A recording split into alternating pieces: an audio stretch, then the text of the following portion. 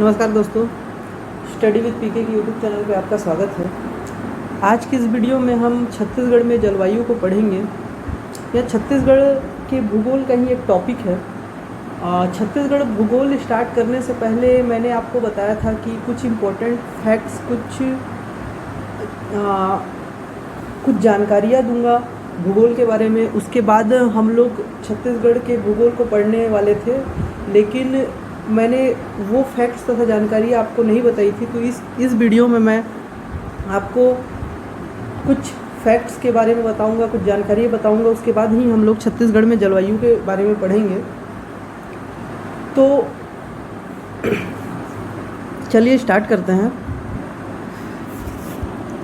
क्या होता है कि यदि अगर अभी भारत में 9:54 हुआ है गुरुवार का, तो न्यूयॉर्क में यही अभी 12:24 रहेगा गुरुवार का। लंदन में देखोगे तो आप 5:24 रहेगा शाम का गुरुवार का, ठीक है।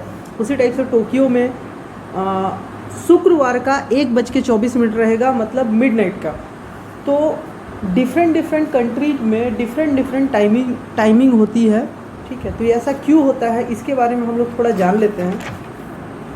तो इसको बताने से पहले मैं आपको कुछ चीज़ें बताना चाहूँगा, ध्यान से देखिएगा। तो हम लोग स्टार्टिंग में लेते हैं एक भारत, मतलब वर्ल्ड का ग्लोब लेते हैं, एक ग्लोब लेते हैं, ठीक है। ये अब ये जो क्या होता है कि इसके जो बीचों बीच एक रेखा गुजरती है, बीच में ही एक रेखा गुजरती है, इसे हम लोग देशांतर रेखा कहते हैं। इसे हम लोग देशांतर रेखा कहते हैं। अब ये चीज़ तो जानते ही हैं कि ऊपर साइड को उत्तर लिया जाता है, इधर दक्षिण लिया जाता है नीचे, ठीक है, दक्षिण। और इस साइड में लिया जाता है, इस साइड को पश्चिम लिया जाता है और इधर को पूर्व लिया जाता है, ठीक है। ये है। तो देशांतर रेखा क्या होता है कि उत्तर से देशांतर, जो रेखा मैं खींचा वो देख लीजिए, उत्तर से दक्षिण की ओर जो रेखा काट रही है ग्लोब को, उत्तर दक्षिण रेखा जो काट रही है ग्लोब को, इसे ही क्या कहा जाता है, देशांतर रेखा कहा जाता है, ठीक है। इसे देशांतर रेखा कहा जाता है। सिमिलर इसी प्रकार से क्या होता है, जो रेखा पश्चिम से पूर्व की ओर काटती है, पूर्व से पश्चिम की ओर ग्लोब को काटती है, उसे हम लोग अक्षांश रेखा कहते हैं। उसे हम लोग अक्षांश रेखा भी कहते हैं, और साथ में इसे भूमध्य रेखा भी कहा जाता है। मतलब जो पश्चिम से पूर्व या पूर्व से पश्चिम ग्लोब को काटती है, ठीक है। अब हम लोग जब देशांतर रेखा, मतलब देशांतर रेखा उत्तर से दक्षिण की ओर काट रही है, तो हम लोग और भी देशांतर रेखा बना सकते हैं। ये ब्लू कलर में जो दिखा रहा हूँ देशांतर रेखाएं हैं, ठीक है, ऐसे, ठीक ना। इधर भी रहेगा सेम। ये जो रेखाएं मैं खींच रहा हूँ उत्तर से दक्षिण या दक्षिण से उत्तर की ओर, ये क्या है, देशांतर रेखाएं, ठीक है।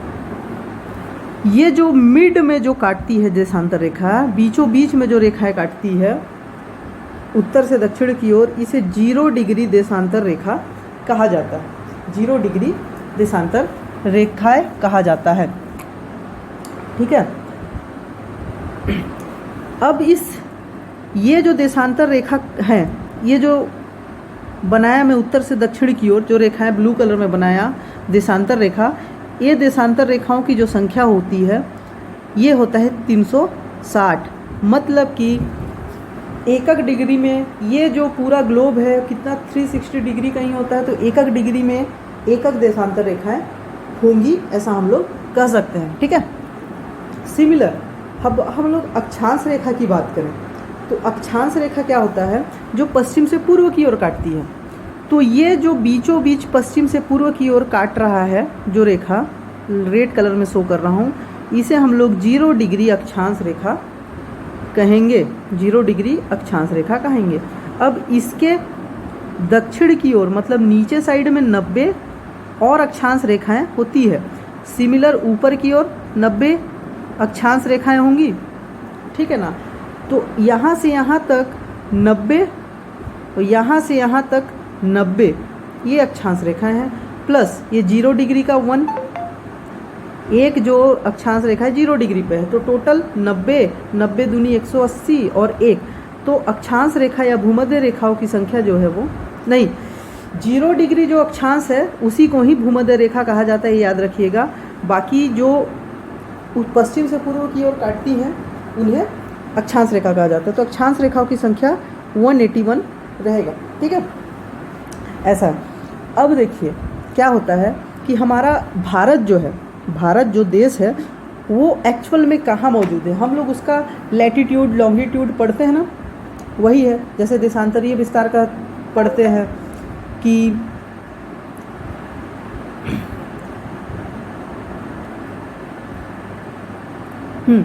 देशांतरीय विस्तार पढ़ते हैं, उसके हिसाब से हम लोग इसको पढ़ेंगे, ठीक है, कि भारत एक्चुअल में मौजूद कहाँ है। लेकिन उससे पहले हम लोग थोड़ा और पढ़ लेते हैं। ये जो देखिए, ये जो लाइन है 0 डिग्री अक्षांश या भूमध्य रेखा, अन्य भाषा में इसको विषुवत रेखा भी बोला जाता है। इसके ऊपर का, इसके ऊपर जो रहता है इसे हम लोग बोलेंगे उत्तरी गोलार्ध। मतलब जो हम लोग गोला बनाइए, ग्लोब बनाए, उस गोले का आधा भाग मतलब उत्तरी आधा भाग को उत्तरी गोलार्ध बोलेंगे। मतलब ये बीचों बीच में 0 डिग्री काटे, इसके ऊपर का जो हिस्सा रहेगा उत्तरी गोलार्ध, सेम इसके नीचे का हिस्सा जो रहेगा दक्षिण की ओर है, इसलिए दक्षिणी गोलार्ध, ठीक है, ऐसा इसे बोला जाता है। अन्य शब्दों में इसे उत्तरी अक्षांश भी कहा जाता है और नीचे को दक्षिणी अक्षांश भी कहा जाता है, ठीक है। सेम जब देशांतर रेखा 0 डिग्री जो देशांतर रेखा है इसके पूर्व की ओर, ग्लोब को जब हम देशांतर रेखाओं में बांटे हैं तो इसके पूर्व की ओर जो मौजूद है इसे हम लोग पूर्वी देशांतर कहेंगे, और पश्चिम की ओर जो मौजूद है उसे हम लोग पश्चिमी देशांतर कहेंगे। तो अगर मैं बात करूं गोलार्ध या अक्षांश की, तो अक्षांश क्या होगा, केवल उत्तरी अक्षांश और दक्षिणी अक्षांश, उत्तरी अक्षांश और दक्षिणी अक्षांश, ठीक है। सिमिलर मैं बात करूं देशांतर की, तो देशांतर क्या होगा, पूर्वी देशांतर और पश्चिमी देशांतर, ठीक है, ये हो गया। अब ये 0 डिग्री जो देशांतर है, यहाँ पे एक सिटी, ठीक है, लंदन का ग्रीनविच नामक एक शहर है, इसलिए ग्रीनविच देशांतर रेखा जो 0 डिग्री देशांतर रेखा है उसे ग्रीनविच मीन टाइम भी कहते हैं। मतलब इसी टाइम ड्यूरेशन के हिसाब से वर्ल्ड क्लॉक को बांटा गया है। कहने का मतलब क्या है कि एक हम लोग रेफरेंस ले लेते हैं, एक रेफरेंस पॉइंट ले लेते हैं, तो वह रेफरेंस पॉइंट जो कौन है, ग्रीनविच नामक शहर, और इस रेफरेंस पॉइंट से ही बाकी सारे देशों का जो टाइम है वो डिसाइड होता है, ठीक है। तो ये जो ग्रीनविच नामक शहर से जो रेखा गुजरती है 0 डिग्री देशांतर ही गुजरती है, तो इसी ही ग्रीनविच मीन टाइम रेखा भी बोला जाता है, ठीक है। चलिए अब थोड़ा आगे और चीज़ देख लेते हैं।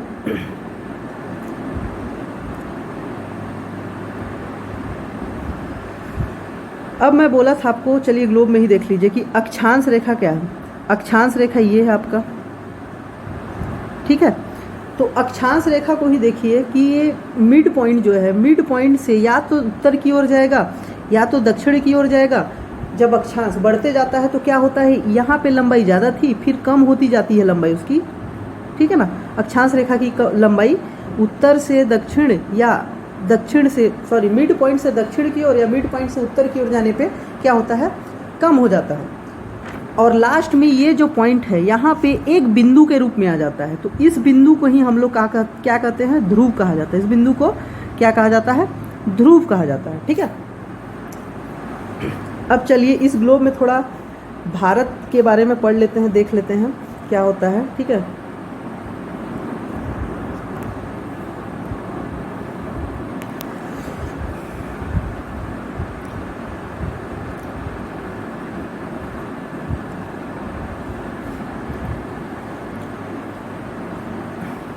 ये क्या है, 0 डिग्री देशांतर। ये क्या है, 0 डिग्री अक्षांश रेखा, या फिर विषुवत रेखा, या फिर भूमध्य रेखा। ठीक है ना। अब देखिए, भारत का जो हम लोग अक्षांशीय और देशांतरीय विस्तार पढ़ते हैं कि लॉन्गिट्यूड लैटिट्यूड बोलते हैं। ठीक है, तो अक्षांशीय विस्तार भारत का बोला गया है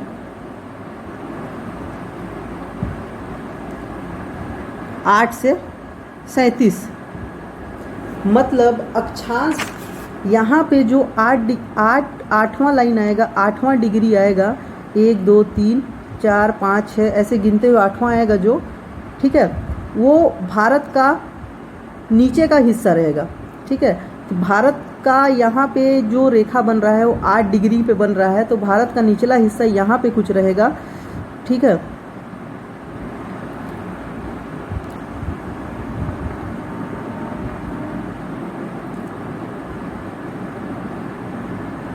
ये भारत बना, तो यहाँ पे जो रहेगा वो 8 डिग्री पे आएगा।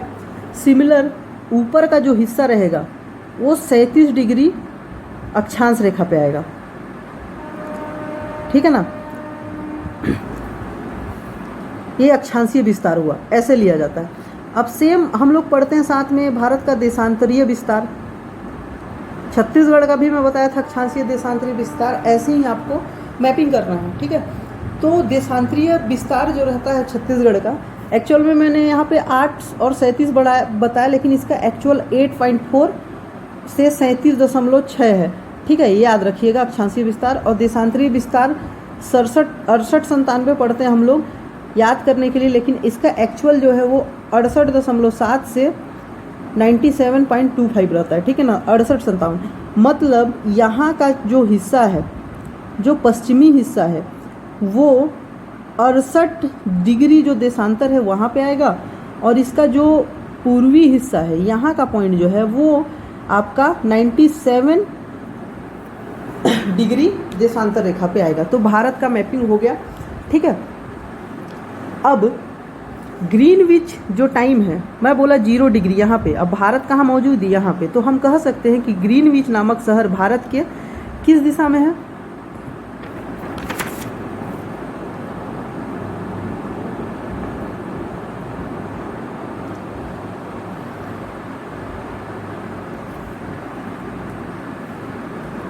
ये दिशा पूर्व है,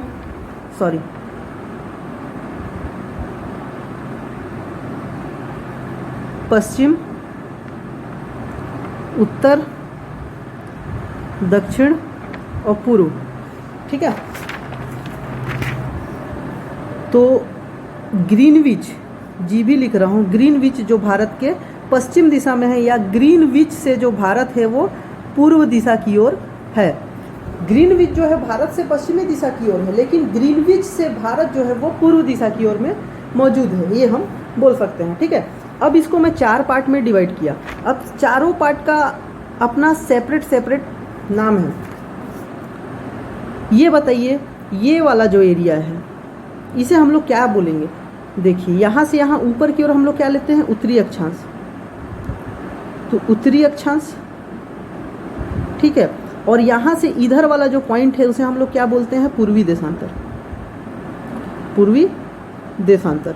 तो कह सकते हैं भारत इस पर्टिकुलर एरिया पे है, ठीक है ना, इस जगह पे है, तो हम लोग बोल सकते हैं कि भारत उत्तरी अक्षांश तथा पूर्वी देशांतर का देश है। ठीक है, सेम छत्तीसगढ़ के बारे में पूछा गया, तो छत्तीसगढ़ यहाँ कुछ मौजूद होगा भारत के अंदर, तो उसे भी हम लोग बोल सकते हैं छत्तीसगढ़ उत्तरी अक्षांश तथा पूर्वी देशांतर का राज्य है। सिमिलर ये वाला जो एरिया रहता है इसे हम लोग क्या बोलते हैं, उत्तरी अक्षांश, पश्चिमी देशांतर। ठीक है, उत्तरी अक्षांश, पश्चिमी देशांतर। सेम इस एरिया को क्या बोलेंगे हम लोग? इस एरिया को बोलेंगे दक्षिणी अक्षांश, क्योंकि यह दक्षिणी अक्षांश का हिस्सा है। नीचे की ओर दक्षिण आता है, दक्षिण अक्षांश, इसलिए दक्षिणी अक्षांश का हिस्सा है। साथ ही ये वाला जो देशांतर है ये है पश्चिमी देशांतर।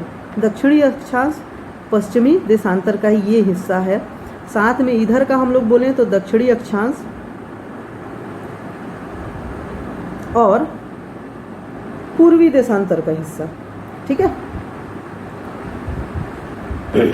अब देखिए कि हम लोग पूरे देश के टाइमिंग को, मतलब टाइमिंग का एक रेफरेंस लेने के लिए जो 0 डिग्री देशांतर जिस जगह से गुजरती है जो कि है ग्रीनविच, उसको रेफरेंस पॉइंट लिए। सेम हम लोग को भारत में जो इक्वल है, भारत को जो इक्वल में काटता है।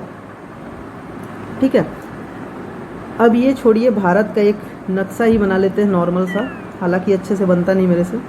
ठीक है,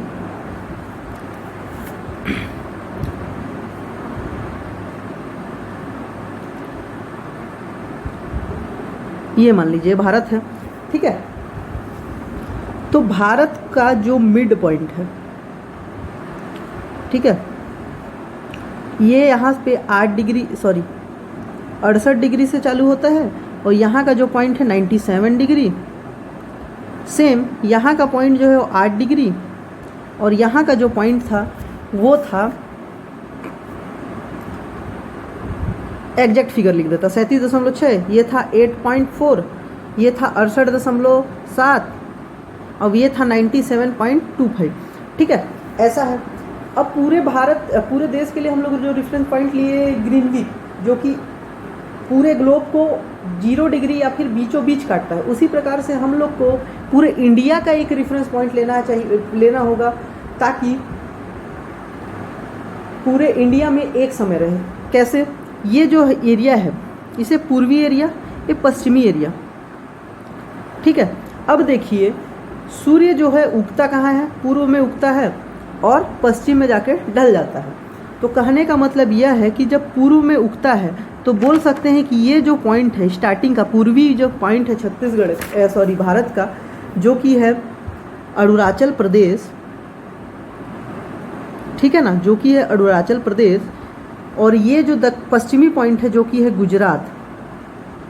ठीक है, तो अरुणाचल प्रदेश में गुजरात की अपेक्षा सुबह जल्दी होगी, मतलब यहाँ पे जो टाइम रहेगा यहाँ पे वो टाइम नहीं हो पाएगा। ठीक है, क्योंकि यहाँ पे सूर्य पहले उग रहा है तो अरुणाचल प्रदेश में सुबह जल्दी हो जाएगी, धूप पहले आ जाएगी, वही गुजरात में सुबह लेट से होगी। तो यहाँ पे और यहाँ पे जो टाइम रहेगा वो अलग अलग हो जाएगा। तो इसको हम लोग बराबर करने के लिए एक टाइम लिए, ठीक है ना, एक टाइम जोन लिए, IST बोलते हैं इसको, इंडियन स्टैंडर्ड टाइम। ठीक ना, इंडियन स्टैंडर्ड टाइम लिए। इसी के हिसाब से पूरे भारत का जो टाइम रहता है उसको बराबर किया जाता है। जैसे कि इसके लिए हम लोग क्या करेंगे कि एक समय रेखा बनाए, ठीक ना, एक मानक समय रेखा बनाए। वो क्या है कि कहाँ पे हम लोग लेंगे, तो हम लोग को पूरे भारत के लिए बराबर टाइम जोन चाहिए। तो इसके लिए हम लोग क्या करेंगे कि भारत के बीचों बीच से एक रेखा लेंगे। तो बीचों बीच से रेखा कैसे लेंगे?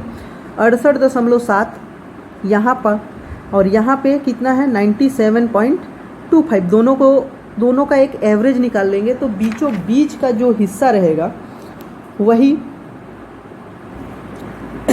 वही जो टाइम जोन है, मतलब जो रेखा बनेगा, जो एंगल आएगा, उसी एंगल पे एक रेखा खींचने पे हम लोग एक मानक समय रेखा IST रेखा ले सकते हैं।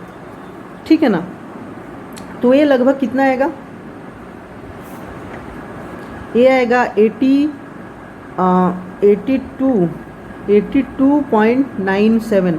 तो मतलब इस डिग्री पे लगभग 87.92, इसको मान लेते हैं यहाँ पे 82.97 डिग्री पे एक रेखा गुजरी। इसी रेखा को हम लोग बोले IST रेखा, इंडियन स्टैंडर्ड टाइम। ठीक ना, अब ये जो रेखा है इलाहाबाद का जो नैनी है, इलाहाबाद का जो नैनी शहर है उसे बीचों बीच काटता है, ठीक है। तो नैनी शहर को रेफरेंस, जैसे कि पूरे ग्लोब के लिए हम लोग ग्रीनविच नामक शहर को रेफरेंस लिए, सेम भारत के लिए हम लोग नैनी शहर को रेफरेंस लेके एक टाइम जोन बनाए, ठीक है। अब देखिए समय का कैलकुलेशन कैसे होता है। अब आपको क्वेश्चन भी आएगा, सिंपल सा क्वेश्चन आता है कि अरुणाचल प्रदेश में सुबह 6 बजे होती है तो गुजरात में सुबह कितना बजे होगी, ठीक है। ऐसा भी क्वेश्चन आ सकता है, आया भी है। तो देखिए कि पृथ्वी जो है पश्चिम से पूर्व की ओर घूमती है, ये तो आपको पता है। पश्चिम से पूर्व की ओर मतलब पृथ्वी का घूमने का डायरेक्शन जो है वह गुजरात से होते हुए अरुणाचल प्रदेश की ओर आएगी, ठीक है। और एक चक्कर घूमने में, चूंकि पृथ्वी क्या है, गोल है, तो एक चक्कर घूमने में कितना डिग्री लगेगा, 360 डिग्री लगेगा। और एक चक्कर घूमता है कितना, 24 घंटा या एक दिन 24 घंटा या 1440 मिनट में, ठीक है ना। 1440 मिनट में 360 डिग्री घूमता है, ठीक है। अब मैं बोलूं कि एक मिनट में वह कितना डिग्री घूमेगा, तो सॉरी, एक मिनट में कितना डिग्री नहीं, ये ध्यान रखिए कि एक डिग्री घूमने में कितना समय लगेगा, एक डिग्री घूमने में कितना समय लगेगा पृथ्वी को। पूरा 360 डिग्री घूमने में उसको 1440 मिनट लगा, तो एक डिग्री घूमने में 1440 भागा 360 इतना टाइम लगेगा, मतलब ये आएगा 4 मिनट। एक डिग्री घूमने में 4 मिनट लगेगा, ठीक है।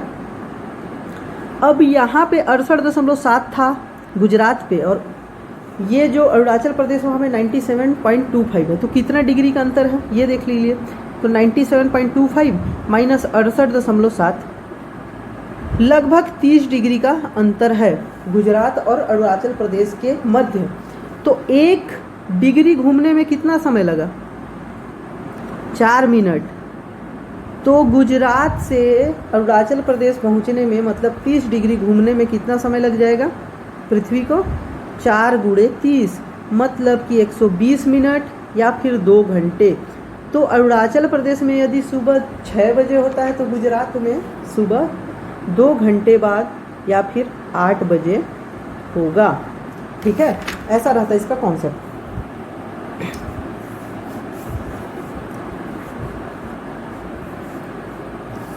अब यहाँ पे मैं कितना निकाला था, कितना डिग्री पे एग्जैक्ट घूमेगा, 82.97, ए अप्रॉक्स 82.5 डिग्री इसको मानते हैं हम लोग, एकदम एग्जैक्टली 82.97 नहीं आएगा, 82.5 डिग्री। तो 82.5 डिग्री जो रेखा काटती है, 82.5 डिग्री जो देशांतर रेखा है, उसे हम लोग इंडियन स्टैंडर्ड टाइम या एक मानक रेखा, देश के लिए एक मानक रेखा माने हैं, ठीक है। ये आप याद रखिए। अब चलिए हम लोग पढ़ते हैं छत्तीसगढ़ के जलवायु के बारे में। तो जलवायु होता क्या है, जलवायु का मतलब क्या होता है। सबसे पहले जलवायु क्या होता है कि किसी भी भौगोलिक प्रदेश, ठीक है ना, कोई भी एक बड़ा प्रदेश, ठीक ना, का जो औसत मौसम होता है, ठीक है, किसी भी बड़े प्रदेश का एक औसत मौसम जो लंबे समय तक बना रहता है, उसे ही उस प्रदेश का जलवायु कहा जाता है। तो जलवायु का मतलब क्या हो गया, प्रदेश का औसत मौसम जो लंबे समय तक बना रहता है, इसे ही क्या बोला जाता है, जलवायु।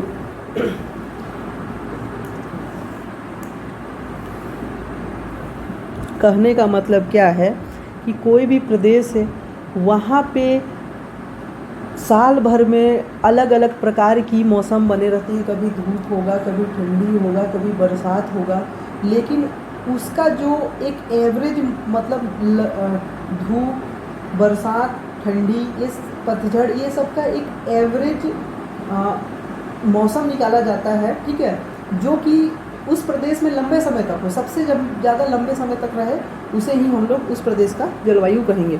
अब जलवायु के मेन क्या क्या घटक होते हैं, किन किन कारकों से जलवायु इफेक्टेड रहता है या जलवायु पे असर पड़ता है। तो प्रदेश का जो दाब होगा, ठीक ना, आर्द्रता होगा, तापमान होगा, इस पे जलवायु इफेक्ट पड़ता है। ज़्यादा तापमान होने से क्या, गर्मी पड़ेगा, ठीक ना। आर्द्रता होने पे, आर्द्रता, दाब, ये सब भी जलवायु को प्रभावित करते हैं, ठीक है ना। अब जलवायु क्या है? जलवायु एक अरबी भाषा का शब्द है, ठीक है। अरबी भाषा का शब्द है जिसका एक्चुअल मीनिंग जो होता है मौसम। आम तौर के भाषा में हम लोग क्या बोलते हैं? मौसम, ठीक ना, मौसम होता है। और इस मौसम का एक्चुअल में मतलब क्या होता है? ऋतुओं का दिशा परिवर्तन, ऋतुओं का दिशा परिवर्तन, ठीक है। ये ध्यान रखिएगा। तो जलवायु किसी प्रदेश का औसत मौसम जो लंबे समय तक बना रहता है। और उसके क्या क्या प्रभावित करने वाले घटक क्या क्या है? तो दाब, आर्द्रता, तापमान। जलवायु क्या है? एक अरबी भाषा का शब्द है जिसका एक्चुअल मीनिंग होता है मौसम। और मौसम का हम लोग अगर अर्थ पढ़ें तो उसका मतलब होता है ऋतुओं का दिशा परिवर्तन। अब छत्तीसगढ़ में जो जलवायु है उसको निर्धारित करने वाले क्या क्या कारक हैं, ये याद रखिएगा। छत्तीसगढ़ की जलवायु को निर्धारित करने वाले कारक, छत्तीसगढ़ की जलवायु को निर्धारित करने वाले कारक। तो इसमें से जनरली 2 जरूर पूछा जाता है, वो याद रखिएगा। समुद्र तल से कितनी ऊंचाई पे है वह प्रदेश तथा कितनी निकटता पे है। समुद्र तल से ऊंचाई तथा निकटता। दूसरा, प्रदेश के उच्चावच। अब उच्चावच मतलब क्या होता है? जो कि पर्वत, पठार ये सब हुए ना, वो मतलब किसी एरिया में पर्वत पठार है तो वहाँ का जलवायु डिफरेंस होगा। किसी एरिया में समुद्र तल से ऊंचाई ज़्यादा है तो वहाँ पे अलग जलवायु होगा। समुद्र तल से ज़्यादा ऊंचे पर स्थित नहीं है, निचले हिस्से पे स्थित है, तो वहाँ का जलवायु अलग होगा, ठीक है। तो ये जलवायु को निर्धारित करने वाले कारक हैं। छत्तीसगढ़ में जनरली 2 इम्पॉर्टेंट है। इसके अलावा और याद रख सकते हैं आप लोग, कर्क मकर रेखा से निकटता, ठीक है।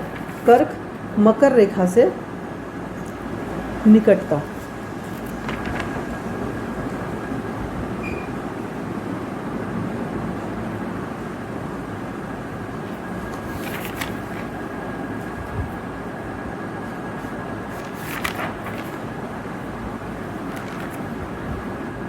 अब मैंने आपको कर्क तथा मकर रेखा के बारे में नहीं पढ़ाया क्या होता है, तो हम लोग ग्लोब फिर से देख लेते हैं। ये जो ग्लोब है, यहाँ पे जो 23.5 डिग्री दक्षिणी गोलार्ध या दक्षिणी अक्षांश पे जो रेखा गुजरती है, ये जो रेखा गुजरी, ठीक है, इस रेखा को हम लोग बोलेंगे मकर रेखा। और सेम 23.5 डिग्री ऊपर की ओर उत्तरी गोलार्ध या उत्तरी अक्षांश पे जो रेखा गुजरी उसे बोला जाता है कर्क रेखा। ये भी ध्यान रखिएगा, ठीक है ना। कर्क रेखा और मकर रेखा।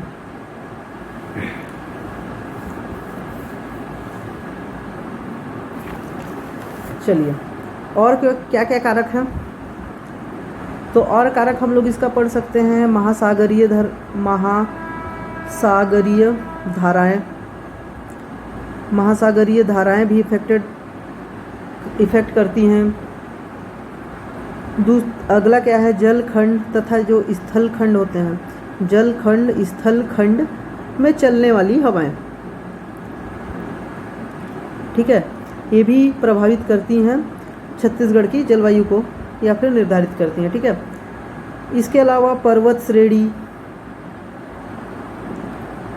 मिट्टी, वन या वनस्पति, ठीक है, ये सब सारी चीज़ें जो है वो छत्तीसगढ़ को निर्धारित करने वाली कारक हैं। इनमें से 2 इम्पोर्टेंट है, समुद्र तल से ऊंचाई एवं निकटता और प्रदेश के जो उच्चावच हैं वो।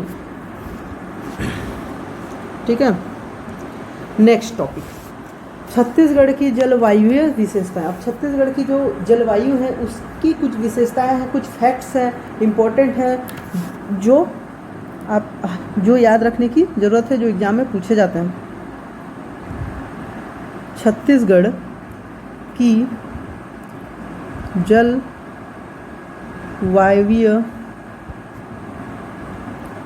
विशेषताएं, छत्तीसगढ़ के जलवायु विशेषताएं। पहला, ये जो फैक्ट्स लिखा रहा हूँ आप पढ़ लीजिएगा। जो छत्तीसगढ़ की जो जलवायु है, किस प्रकार की जलवायु है? मानसूनी जलवायु है। और मानसूनी जलवायु क्या होता है कि जो छत्तीसगढ़ की वर्षा, जो छत्तीसगढ़ में होने वाली वर्षा का जो मेन सोर्स जो होता है वो मानसून होता है, या छत्तीसगढ़ में जो वर्षा होता है वो मानसून पर डिपेंड करता है। इसलिए हम छत्तीसगढ़ की जलवायु को मानसूनी जलवायु कहा जाता है। ठीक है, अब यहाँ पे एक्चुअल हम लोग ले यहाँ की जलवायु को, तो उष्णकटिबंधीय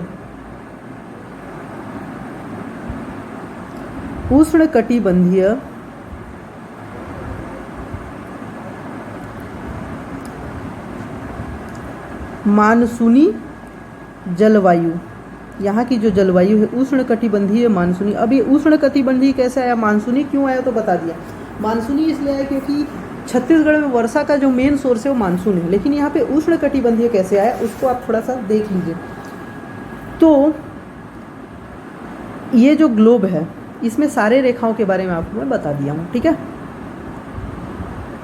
ये क्या है, 0 डिग्री अक्षांश या भूमध्य रेखा। ठीक है, यहाँ पे 23.5 डिग्री पे मैं क्या बताया था आपको, मकर रेखा। इसके ऊपर 23.5 डिग्री पे क्या बताया था, कर्क रेखा। ठीक है, 23.5 डिग्री ऊपर, 23.5 डिग्री और 23.5 डिग्री नीचे। अब यहाँ पे एक और याद रखिएगा, रेखा का नाम तो कोई नहीं है, 66.5 डिग्री उत्तरी अक्षांश और नीचे 66.5 डिग्री दक्षिणी अक्षांश। ठीक है, ये बना लीजिए आप। अब यहाँ पे जो इस भारत जो है वो कहाँ पे एक्चुअल में आता है, 8 डिग्री से 37 डिग्री।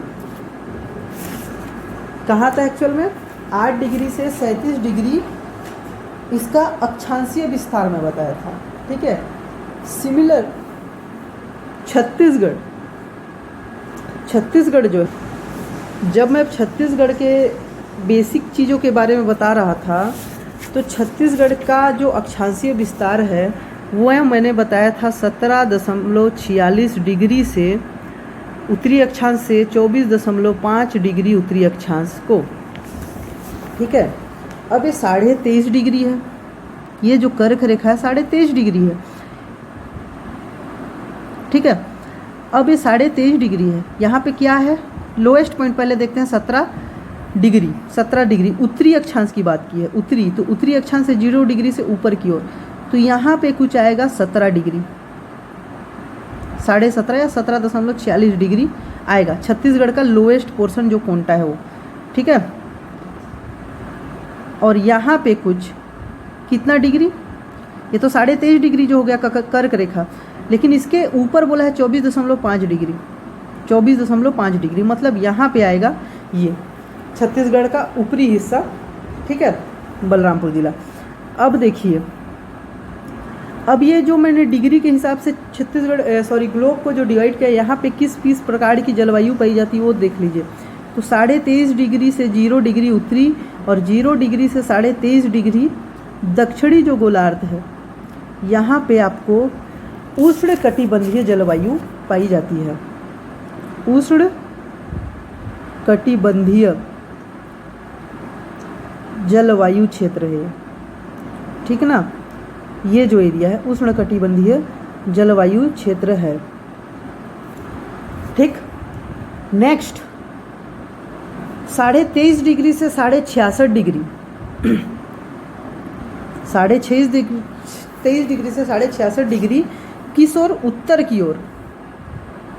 यहाँ पे जो जलवायु पाएगी उत्तरी शीतोष्ण, उत्तरी शीतोष्ण कटिबंधीय। सेम नीचे की ओर 23.5 डिग्री से 66.5 डिग्री नीचे की ओर दक्षिणी गोलार्ध में क्या होगा? दक्षिणी शीतोष्ण। जैसे ऊपर वाला जो हिस्सा था उत्तरी शीतोष्ण था, इसी प्रकार नीचे का हिस्सा जो रहेगा दक्षिणी शीतोष्ण कटिबंधीय। ठीक है। अब लास्ट में 66.5 डिग्री से नीचे की ओर जो पोल है या दक्षिणी ध्रुव है, ये दक्षिणी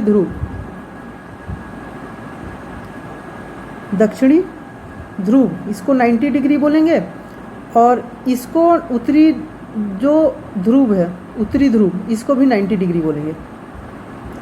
तो उत्तरी ध्रुव 66.5 डिग्री से 66.5 डिग्री से 90 डिग्री तक क्या मिलेगा? जो ध्रुव तक क्या मिलेगा आपको? ध्रुवीय कटिबंधीय बोलते हैं। चूंकि ये उत्तर में है तो इसलिए उत्तरी ध्रुवीय कटिबंधीय। यहाँ पे उत्तरी ध्रुवीय कटिबंधीय जलवायु मिलेगा, और सेम नीचे की ओर दक्षिणी ध्रुवीय कटिबंधीय जलवायु। अब मैं छत्तीसगढ़ का मैं बोला क्या? उष्ण कटिबंधीय मानसूनी जलवायु पाया जाता है। मानसूनी का सही शब्द का अर्थ मैं बताया कि मानसूनी क्यों बोले यहाँ छत्तीसगढ़ के लिए। अब छत्तीसगढ़ का जो ये हिस्सा है वो कौन सी जलवायु हिस्से में आ रहा है? उष्ण कटिबंधीय जलवायु हिस्से में आ रहा है, इसलिए उष्ण कटिबंधीय अधिकतर हिस्सा जो आ रहा है छत्तीसगढ़ का उष्ण कटिबंधीय जलवायु क्षेत्र में आ रहा है। लेकिन ये टॉप का जो एरिया है आपका बलरामपुर, कोरिया, ये सब जो जिले हैं, यहाँ पे कौन सी कटिबंधीय जलवायु पाई जा रही है? तो शीतोष्ण कटिबंधीय। तो मतलब छत्तीसगढ़ में दो टाइप की जलवायु पाई जाएगी, उष्ण कटिबंधीय मानसूनी और दूसरा दक्षिणी शीतोष्ण कटिबंधीय मानसूनी जलवायु। ठीक है। लेकिन ज़्यादातर क्षेत्रों में जो जलवायु पाई जा रही है उष्ण कटिबंधीय मानसूनी जलवायु, इसलिए छत्तीसगढ़ की जलवायु के बारे में बताया उष्ण कटिबंधीय जलवायु क्षेत्र। ठीक है। अब नेक्स्ट यहाँ की जो औसत वर्षा है, यहाँ पे जो औसत वर्षा है, सबसे कम वर्षा जो होता है यहाँ पे 1300 mm या फिर 130 सेंटीमीटर सबसे कम, और सबसे ज़्यादा वर्षा जो होगा 1325 mm या 132.5 सेंटीमीटर सबसे ज़्यादा। तो यहाँ पे औसत वर्षा की बात की है, तो औसत हम लोग कैसे निकालेंगे? 1300 प्लस 1325/2, ये जो आएगा छत्तीसगढ़ का औसत वर्षा आ जाएगा। चलिए निकाल लेते हैं।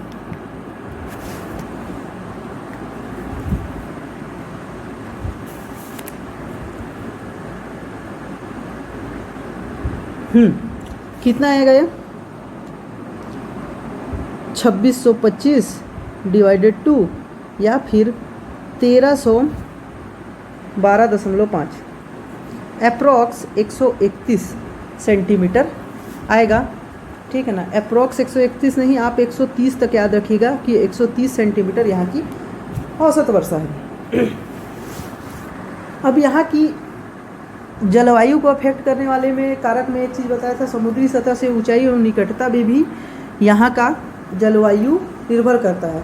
और छत्तीसगढ़ जो एक भू आवेष्टित राज्य है। अब भू आवेष्टित राज्य मतलब क्या होता है कि समुद्र से यह राज्य किसी भी ओर से नहीं घिरा हुआ है।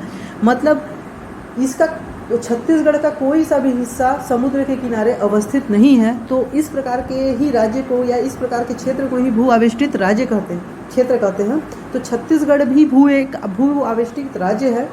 और समुद्र तल से इसकी दूरी क्या है? बहुत ज़्यादा है, पर्याप्त दूरी है, मतलब कम भी नहीं है, दूरी एक पर्याप्त है। तो यहाँ की जलवायु क्या बोल सकते हैं हम लोग? महाद्वीपीय प्रकार की,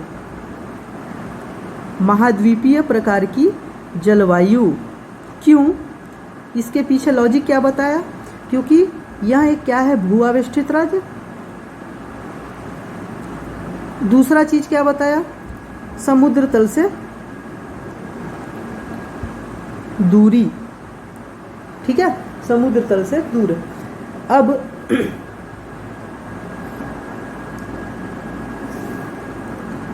अब यह जो है कर्क रेखा छत्तीसगढ़ से बीच से गुजरती है। मैं बताया आपको छत्तीसगढ़ के बीच से, बीचों बीच में नहीं, ऊपरी हिस्से से कर्क रेखा गुजरती है, या फिर छत्तीसगढ़ में कहीं ना कहीं कर्क रेखा गुजरती है, ठीक है ना। तो कर्क रेखा गुजरने के कारण यहाँ की जलवायु क्या है? पहला तो यहाँ पे उष्ण कटिबंधीय जलवायु, तो ये उष्ण वर्ड को, उष्ण शब्द को ले ही लीजिए। उष्ण है, उष्ण मतलब क्या होता है एक्चुअल में? गर्म है यहाँ की जलवायु, प्लस आर्द्र है, ठीक है, क्योंकि कर्क रेखा पे यहाँ पे उष्ण है, गर्मी है, यहाँ पे शीत है, ठंडी है। तो ये जो बीच का जो कर्क रेखा वाला एरिया है, यहाँ पे आर्द्र या फिर नमी वाला जलवायु होगा। तो छत्तीसगढ़ में उष्ण प्लस आर्द्र, नमी दोनों वाली जलवायु है, ठीक है। इसका मुख्य कारण क्या है? कर्क रेखा से निकटता है। तो कंबाइन इसका अगर जलवायु बोलें, अब मैं उष्ण प्लस आर्द्र जो जलवायु बताया उसे हम लोग उपाद्र बोलते हैं, ठीक है ना, उपाद्र जलवायु। तो कंबाइन रूप से ये दोनों को लिया जाए तो छत्तीसगढ़ की जो जलवायु होगा उपाद्र महाद्वीपीय। छत्तीसगढ़ की जलवायु क्या है? उपाद्र महाद्वीपीय, ठीक है। फिर से एक बार देख लेते हैं। तो छत्तीसगढ़ की जलवायु की विशेषता के बारे में पढ़ रहे थे। तो छत्तीसगढ़ की जलवायु जो है मानसूनी है, क्योंकि मानसून पर निर्भर करता है यहाँ का वर्षा। दूसरा चीज़ उष्ण कटिबंधीय मानसूनी जलवायु है, क्योंकि यह 0 डिग्री, छत्तीसगढ़ जो है वह कर्क रेखा के नीचे और 0 डिग्री जो आपका अक्षांश रेखा है उसके बीच में अवस्थित है। हालांकि छत्तीसगढ़ का कुछ हिस्सा 3.5 डिग्री या कर्क रेखा से ऊपर भी अवस्थित है, लेकिन अधिकतर हिस्सा उष्ण कटिबंधीय जलवायु वाले एरिया पे है, इसलिए यहाँ की जलवायु कंबाइंड रूप से उष्ण कटिबंधीय मानसूनी जलवायु होगी, ठीक है। नेक्स्ट, यहाँ की औसत वर्षा के बारे में बताया। मिनिमम वर्षा तो 130 सेंटीमीटर, मैक्सिमम वर्षा 132.5, तो अप्रॉक्स इसका औसत 130 सेंटीमीटर यहाँ पे औसत वर्षा होती है। अब यहाँ की जलवायु जो है वो महाद्वीपीय प्रकार की है, क्योंकि छत्तीसगढ़ राज्य भू आवेष्टित राज्य है, मतलब छत्तीसगढ़ का कोई सा भी हिस्सा समुद्र से नहीं लगा हुआ है और समुद्र तल से पर्याप्त दूरी होने के कारण यहाँ की जलवायु को महाद्वीपीय टाइप की जलवायु भी बोलते हैं। छत्तीसगढ़ का एक हिस्सा उष्ण कटिबंधीय मतलब गर्म वाले हिस्से में, दूसरा कर्क रेखा से गुजरने के कारण नमी वाले हिस्से में आता है। तो उष्ण और आर्द्र, उष्ण या नमी वाले को कंबाइन रूप से उपाद्र बोला जाता है। तो यहाँ की जलवायु उपाद्र भी बोल सकते हैं, और कंबाइन रूप से यहाँ की जलवायु जो रहेगी उपाद्र महाद्वीपीय तथा उष्ण कटिबंधीय मानसूनी प्रकार की जलवायु होगी, ठीक है। अब हम लोग नेक्स्ट पढ़ते हैं, इसमें छत्तीसगढ़ में जो ऋतु चक्र है या ऋतुएं हैं, जैसे कि ग्रीष्म ऋतु समर सीजन बोलते हैं, वर्षा ऋतु रेनी सीजन, ठीक है। इनके बारे में बारी बारी से पढ़ेंगे, ठीक है। और साथ में विंटर ऋतु भी हुआ, शीत ऋतु, बारी बारी से इसके बारे में पढ़ेंगे। और वर्षा का वितरण भी पढ़ लेंगे कि छत्तीसगढ़ में वर्षा का वितरण कैसे होता है, कुछ इंपॉर्टेंट फैक्ट्स भी पढ़ेंगे, और इसमें तापमान भी पढ़ ही लेंगे नेक्स्ट वीडियो में। उसके बाद नेक्स्ट वीडियो जो बनाऊंगा वो नदी अफवाह तंत्र के बारे में बनाऊंगा। तब तक के लिए धन्यवाद, मिलते हैं नेक्स्ट वीडियो में।